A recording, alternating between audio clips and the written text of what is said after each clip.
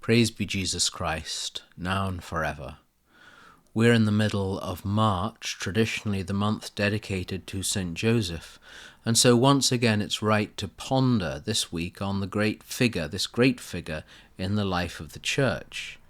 Having just returned from Egypt, it's very moving to see how devoted the Egyptian Christians, the Copts, are to the Holy Family, and how proud they are that after fleeing Herod's wrath, the Holy Family of Jesus, Mary and Joseph traditionally spent 3 years and 11 months in Egypt. One sees many Neo-Coptic icons of the Holy Family during their time in Egypt, either with a donkey upon which Our Lady and Jesus ride, being led by St. Joseph, or an unusual sight for us in the West, in a boat, as tradition states they spent time in the Upper Nile region. I have a new Neo-Coptic icon I bought there from an iconographer in Egypt, lovely icon.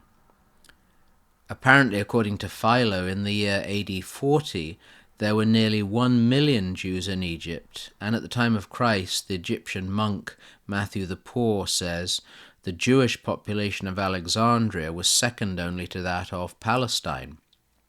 Although it's still traditional in most Catholic churches to have a statue or image of St. Joseph in a place of prominence, he often doesn't play the part he deserves in the spiritual lives of many people.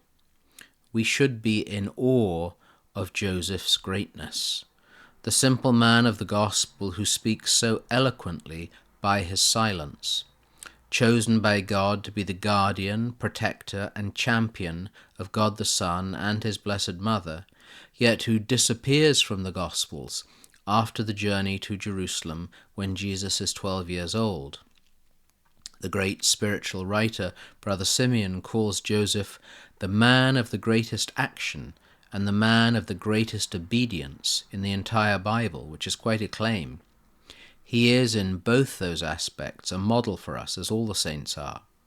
His action, of course, is preceded by his obedience, which is also predicated on our remembrance of the etymology of the word, which means, as we know, to hear correctly.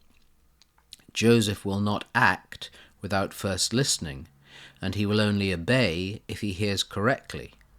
Brother Simeon rightly speaks of the agony Joseph experienced initially, not comprehending God's plan in the pregnancy of Mary. He writes, "The sadness and quandary of Joseph makes him the type of the Christian who is used by God to accomplish a secret design that cannot be humanly understood at once."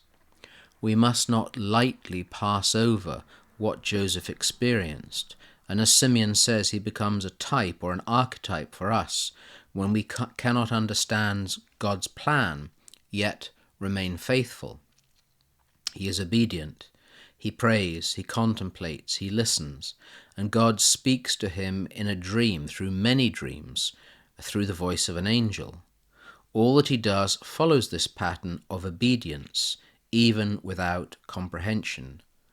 From that obedience comes action, never the action first, which is always our temptation.